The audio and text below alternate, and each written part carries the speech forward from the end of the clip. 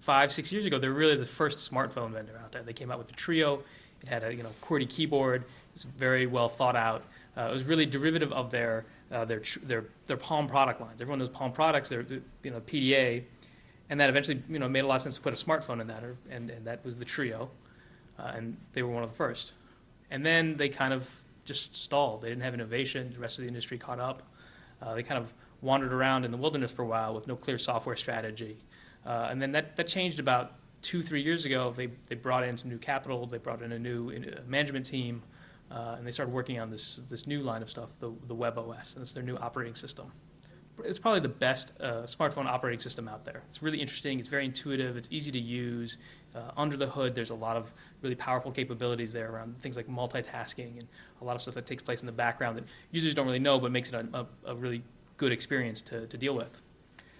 That's technically, right? The best products don't always win, right? And the example we always hear about is Betamax, right? That was arguably better than VHS, but it for a lot of reasons didn't succeed.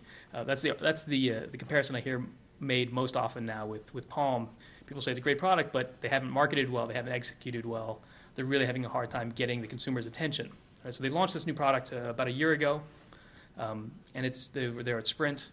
The new products are the Pre and the Pixie.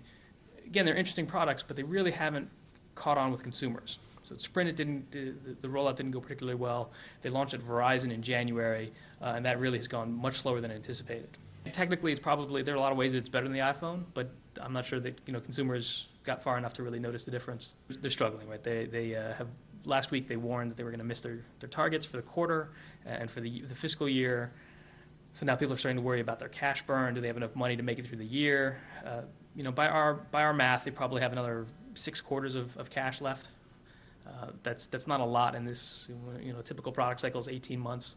So it looks tight. We think that they are working on some new products. They probably have some new carriers coming out. Maybe that could slow things down a little bit. But at this point, it's really tough to see how they come out of this.